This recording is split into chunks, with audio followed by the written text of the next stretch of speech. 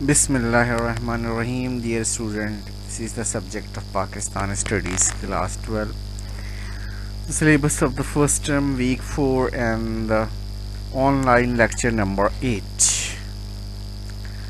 The topic of the lecture is World War II 1939 to 1945, and the other topics are the Lahore Resolution 1940, Cripps Proposal 1940.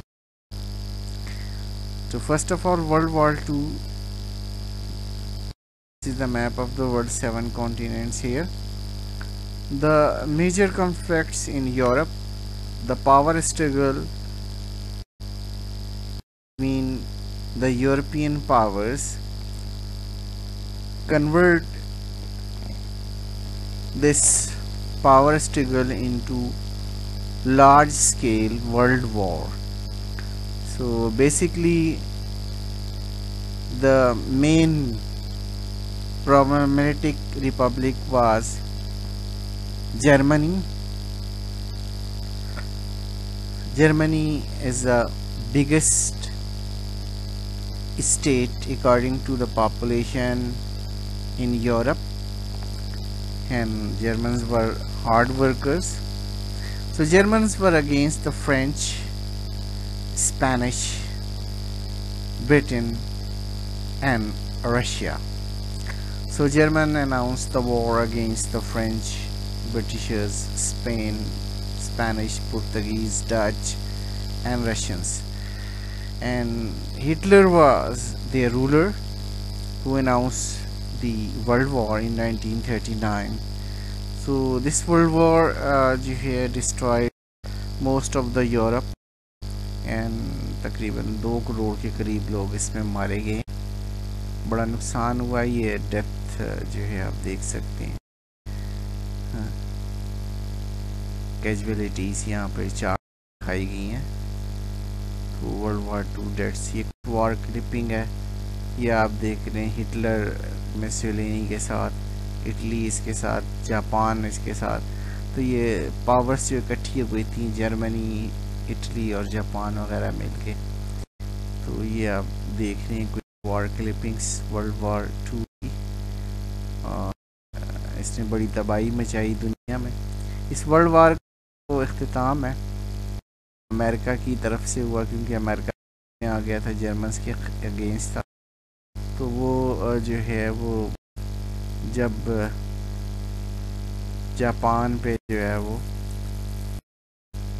Atom bomb गिरा, तो उन्होंने, ये आप देख रहे हैं कि जर्मन्स ने जो है ना वो ये गुब्बारे बनाए थे बड़े बड़े, इनमें बारूद भरा होता था और ये जाके इंग्लैंड पे जाके फटते थे, जाके गिरते थे.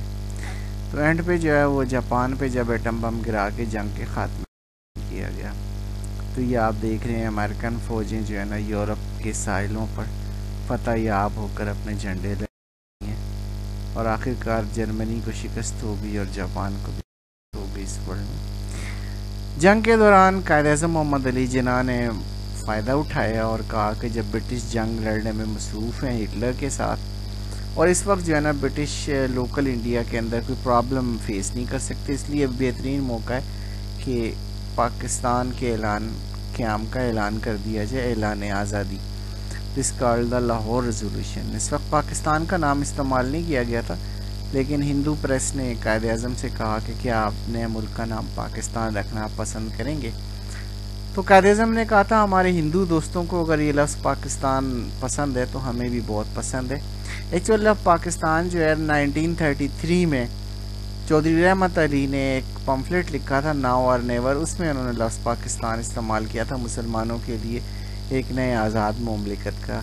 और 1930 में मुसलमानों के लिए नए आज़ाद मुमलिकत का खाका अल्लामा डॉक्टर मोहम्मद इकबाल ने पेश किया था, और 1933 में उस इलाके का नाम चौधरी रहमत अली ने पाकिस्तान रखा था. बहरहाल कायद-ए-आज़म ने लाहौर रेजोल्यूशन में ये इस्तेमाल नहीं किया था, लेकिन बाद में उन्होंने हिंदू प्रेस के शोर मचाने पर और जब वॉइस ऑफ अमेरिका ने उनसे इंटरव्यू किया तो उन्होंने इसको एक्सेप्ट कर लिया कि हमें भी लफ्ज़ पाकिस्तान पसंद है.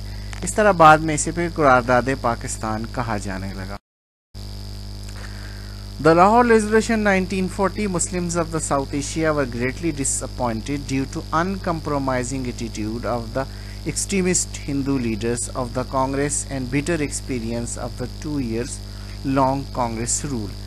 तो ये कांग्रेसी हुकूमत है जिसने मुसलमानों को ज़हन चेंज कर दिए और जो सोए हुए मुसलमान हैं उन्हें भी अच्छी तरह लाते मार मार के जगा दिया उन्होंने।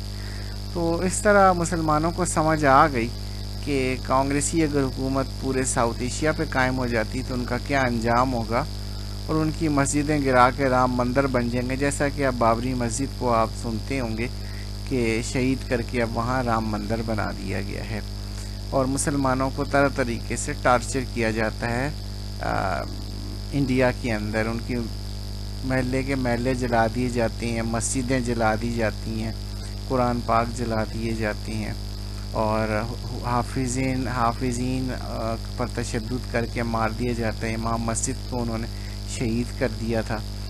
तो इस तरह भी दिल्ली के फसादात के अंदर अभी चंद महीने पहले तो इस तरह वाक़यात जो है वो आम थे कांग्रेसी दौर हुकूमत में और फिर लोग जो है मुसलमान जाग गए।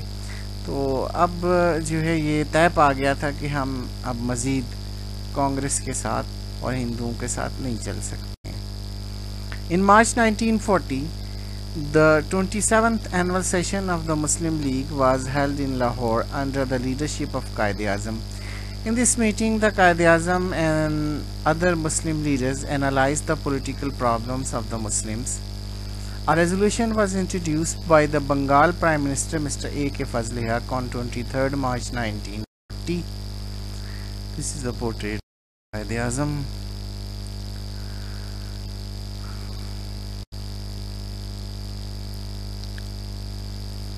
तो हम कुरादार पाकिस्तान के मुहर्रकात का जायज़ा लें तो इसमें दो कौमी नज़रिया है। इंडियन नेशनल कांग्रेस का मिसाक लखनऊ से फिर जाना है, मुस्लिम दुश्मन नेहरू रिपोर्ट है, हिंदू मुस्लिम फसादात और 1937-39 के दौरान कांग्रेसी सूबाई हुकूमतों के मुसलमानों पर मज़ालिम, अलग वतन और आज़ादी की ख्वाहिश।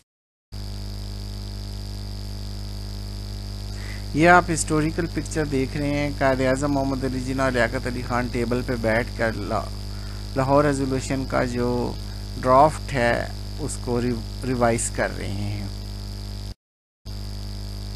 ये आप देख रहे हैं कि बंगाल के वज़ीर आज़म मिस्टर अबुल कलाम फजल हक जो है तारीखी करारदाद लाहौर पेश कर रहे हैं, जिसे हम करारदाद पाकिस्तान भी कहते हैं। करारदाद पाकिस्तान की मंजूरी के बाद कायद-ए-आज़म मोहम्मद अली जिन्ना मुस्लिम कौम से खिताब कर रहे हैं। The main resolution was, no constitutional plan would be workable in this country or acceptable to the Muslims unless it is designed on the following basic principles, namely that the geographically contiguous units are demarcated into regions which should be so constituted with such territorial readjustment as may be necessary. के लिए सारे लफ्ज़ इस्तेमाल कर लिए गए हैं, यानी ऑटोनमस, सावरन एंड इंडिपेंडेंट। तो कहा गया कि ईस्ट और वेस्टर्न दो जोन्स हैं, इसमें मुसलमान जहाँ आबादी के लिहाज से अक्सरियत में है उनके लिए वो इलाका जो है वो एक नए आज़ाद ममलिकत में तब्दील कर दिया। तो ये हिस्टोरिकल लोग हैं जिन्होंने लाहौर रेजोल्यूशन में मुस्लिम लीग के ओहदेदार की हैसियत से हिस्सा लिया। ये मुख्तलिफ़ प्रोविंसेस की तरफ से रिप्रेजेंटेटिव्स हैं, मुस्लिम लीग के ओहदेदार हैं, ऑफिस होल्डर्स हैं। और इसमें बुर्का पोश एक खातून नज़र आ रही हैं, ये मौलाना मोहम्मद अली जौहर की बेगम है जो उनकी सीट पर नुमाइंदगी कर रही हैं। इनको बेगम मौलाना मोहम्मद अली जौहर कहा जाता है। और आप जो है इसके लेफ़्ट साइड पे देख रहे हैं कि लियाकत अली ख़ान मौजूद हैं। सेंटर में कायद-ए-आज़म और कायद-ए-आज़म के साथ बंगाल के प्राइम मिनिस्टर अबुल कलाम फजल हक मौजूद हैं जिन्होंने तारीखी लाहौर रेजोल्यूशन पेश किया है। जिस जगह लाहौर रेजोल्यूशन पेश किया गया था आज वहाँ मीनार पाकिस्तान बना हुआ। लाहौर रेजोल्यूशन के एक हिस्से के अंदर माइनॉरिटीज़ की बात की गई है, इसको स्टडी करते हैं। Educate effective and mandatory safeguard should be specifically provided in the constitution for minorities for the protection of their religious, cultural, economic, political, administrative and other rights.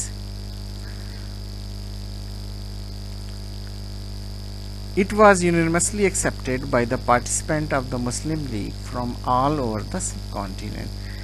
तो तमाम रिप्रेजेंटेटिव जिनको मैंने अभी पिक्चर में दिखाया इन सबों ने इसको एक्सेप्ट कर लिया और इस तरह जो है ये तारीखी करारदाद लाहौर जो है वो एक्सेप्ट कर ली गई तमाम मुस्लिम लीग के रिप्रेजेंटेटिव्स की तरफ से और ये मुस्लिम कौम की अब दिल की आवाज़ बन चुकी थी।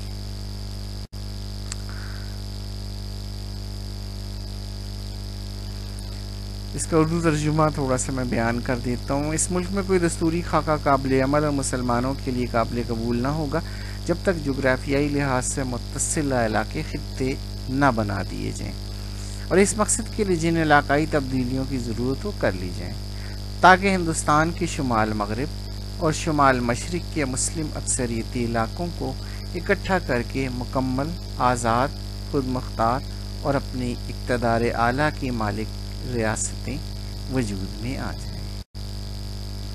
तो अब ये देख रहे हैं एक वेस्टर्न सब कॉन्टिनेंट है और एक ईस्टर्न सब कॉन्टिनेंट है। ग्रीन कलर रिप्रेजेंट कर रहा है जहाँ मुसलमान जो है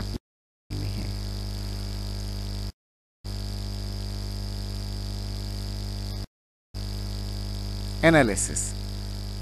Federal Scheme of Government of India Act 1935 was disapproved. तो अगर हम तजिया करें करारदाद लाहौर का तो पता चलता है कि ब्रिटिश का जो कॉन्स्टिट्यूशन है उसे एक्सेप्ट करने के बजाय रिजेक्ट कर दिया गया।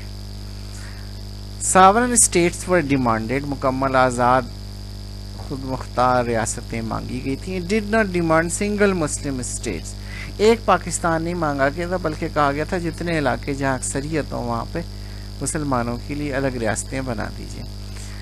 2 मुस्लिम मेजॉरिटी जोन्स वर सजेस्टेड, तो 2 मुस्लिम मेजॉरिटी जोन यानी नॉर्थ वेस्टर्न और नॉर्थ ईस्टर्न जो है उन्होंने कहा कि ये 2 जोन है।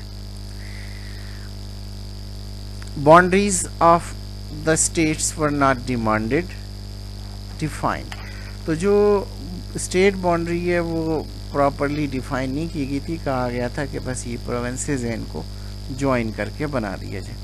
Safe guards for the minorities, और माइनॉरिटीज़ के लिए ख़ास तौर पर सेफ गार्ड रखा गया था, यानी पाकिस्तान के अंदर हिंदू माइनॉरिटी और हिंदुस्तान के अंदर minority.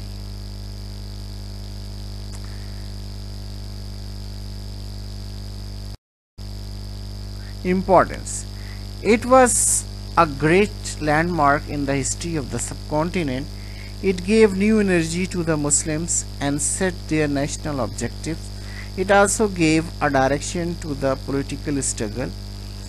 The policies of the Muslim League entered into new phase and became a popular party. Its branches were established in all parts of the subcontinent. By the hostile Hindu press, the Lahore Resolution was given the name Pakistan. This word was picked up by the Quaid-e-Azam and Muslim League as their slogan. So it was taken up as the core issue of the manifesto of the Muslim League in the 1945-46 elections. तो हम ये देख सकते हैं कि ये मुसलमानों के लिए बड़ा लैंडमार्क इवेंट है, क्योंकि इससे पहले उनका कोई वाज़े निशान मंजिल नहीं था, कोई बेसिक मेन ऑब्जेक्टिव नहीं था। कभी कोई नीला बाग दिखाता था, कभी कोई सबस बाग दिखाता था, कभी कोई पीला बाग दिखाता था, तो तरह तरह के प्रपोजल्स आते थे और जाते रहते थे। अब उन्हें एक निशान मंजिल मिल गया है कि हमारा ये गोल है, ये अचीव है, हमने यहाँ तक पहुँचना है। तो दूसरा ये है कि गली गली हिंदू प्रेस ने ये पहुँचा दिया। मुसलमानों के अखबारात कमज़ोर थे, इतनी ज़्यादा सर्कुलेशन नहीं थी। हिंदुओं के अखबार चूँकि फंडिंग से चलते थे हिंदुओं के, तो वो पूरे साउथ एशिया के अंदर कोने खुदरों तक पहुँच जाते थे। तो इस तरह हर घर में पाकिस्तान का तस्करा होने लग गया। तो इससे मुसलमानों को भी अवेयरनेस आ गई कि जो है हमारे लिए एक अलग वतन का मुतालबा किया गया। तो सब ने खुशी का इजहार किया और इस तरीके से मुस्लिम लीग जो है उसको कोई अपने लिए कोई मास कैंपेन नहीं चलानी पड़ी, खुद ब खुद लोग मुस्लिम लीग की तरफ खींचे चले आए और ये एक पॉपुलर जो है स्लोगन बन गया कि बन के रहेगा पाकिस्तान, बट के रहेगा हिंदुस्तान। तो इस तरीके से मुस्लिम लीग की मकबूलियत भी बढ़ गई।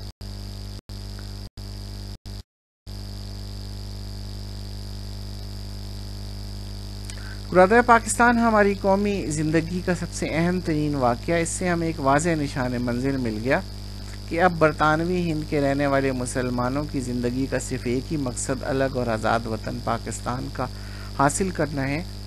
कुरादा पाकिस्तान ने मुस्लिम आवाम को मुस्लिम लीग के झंडे तले जमा किया और मुस्लिम लीग जल्द ही मकबूल तरीन जमात बन गई।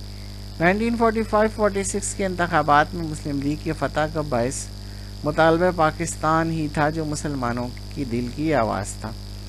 बरतानवी हुकूमत को बदले हुए हालात में ऐलान करना पड़ा कि वो करारदाद लाहौर को नज़रअंदाज नहीं कर सकती है। Effect of World War II. The World War II started in 1939. That required heavily manpowered battlefield. The British, who always believed in bargaining, announced an offer in August 1940. Expansion of the Viceroy Executive Council and the setting up of National Defense Council, which include the local political leaders. Special importance to the views of minorities in the reservation of the Constitution, especially for the Muslims. Power could not be transferred under a system that will not acceptable to large and powerful minorities, for example Muslims in India. तो इसमें उन्होंने कह दिया था कि हम मुसलमान जब तक मुतमईन नहीं होंगे पावर हम ट्रांसफ़र नहीं करेंगे। तो जब प्रॉपर कोई सोल्यूशन निकल आएगा तो हम पावर कर देंगे। Dominion status the ultimate goal, cooperation of Indians for the war. Congress rejected it and started non cooperation movement in 1940-41। Lahore resolution regain the ultimate goal for the Muslim league. तो उन्होंने कहा कि हम आपको डोमिनियन स्टेटस दे देंगे कि प्राइम मिनिस्टर आपका अपना होगा, सिर्फ गवर्नर जनरल जो है वो ब्रिटिश क्वीन की तरफ होगा, जैसे ऑस्ट्रेलिया है, कनाडा वगैरह। इसी तरीके से उन्होंने कहा डोमिनियन स्टेटस दे देंगे। कांग्रेस ने इसे रिजेक्ट कर दिया और कहा जी दफ़ा हो जाओ, साउथ एशिया से हिंदुस्तान छोड़ दो तहरीक उन्होंने चलाई, नॉन कोऑपरेशन अदम ताउन की तहरीक चलाई। जबकि मुस्लिम लीग के लिए एक ही सामने था कि बट के रहेगा हिंदुस्तान, बन के रहेगा पाकिस्तान, यानी लाहौर रेजोल्यूशन ही अल्टीमेट गोल था। The Cripps mission, March 1942। The constitutional proposal for seeking Indian cooperation for the war. Stafford Cripps sent to India and who discussed with the political leaders of the South Asia, and his proposal was dominion status for India कि जो ही यहाँ जंग ख़त्म होगी India को Canada और Australia के तरफ पे डोमिनियन स्टेटस दे दिया जाएगा कि इंटरनली इंडिपेंडेंट होगा और सिर्फ जो है ना गवर्नर जनरल जो है वो क्वीन ऑफ इंग्लैंड की तरफ से नॉमिनेट किया जाएगा। Indian constitutional body to frame constitution, और कहा गया अगर आपको 1935 का कॉन्स्टिट्यूशन पसंद नहीं है तो आप अपना कॉन्स्टिट्यूशन खुद बनाएंगे। Princely state would be represented, और जो प्रिंसली स्टेट है उनको भी रिप्रेजेंटेशन में लाया जाएगा। तो ये आप देख रहे हैं स्टीफोर्ड क्रिप्स जो है ना दरमियान में सबसे लंबा आदमी ये खड़ा हुआ है, इसके साथ मिस्टर मोहन चंद करमदास गांधी साहब मौजूद हैं, धोती शोती इन्होंने बांधी हुई है और जो है वो क्रिप्स से जो है ना बड़े भालाना तरीके से मिल रहे हैं, इस्तकबाल। The Cripps mission negotiated with the Indian leaders and issued the proposal. The Congress rejected the proposal and demanded that a responsible government would be set up immediately after the war. The defense affairs should be under the Indian control. The Muslim League also rejected the proposal because the Muslim could not live in Indian Union. The Hindus started Quit India movement in August 1942 and the Muslim League responded by saying that the divide and quit India. तो ये जो है proposal जो है इसको हिंदू ने भी reject कर दिया, यानी कांग्रेस ने भी, और इसके साथ साथ मुसलमानों ने भी रिजेक्ट कर दिया मुस्लिम लीग की तरफ से, क्योंकि मुस्लिम लीग का तो पाकिस्तान अल्टीमेट गोल था, जबकि कांग्रेस वाले चाहते थे कि आप हमें बस जल्दी से हुकूमत दें और मरकज़ी हुकूमत यानी सेंट्रल पावर ज़्यादा इम्पॉर्टेंट हो। तो इस तरीके से क्लिफ्स जो है वो नाकाम और नामुराद होके साउथ एशिया से चला गया। तो डियर स्टूडेंट, आज का लेक्चर यहाँ अख्ताम पजीर होता है। तो इंशाअल्लाह फिर अगले लेक्चर के साथ हाज़िर खिदमत होंगे। तब तक के लिए अल्लाह हाफ़िज़।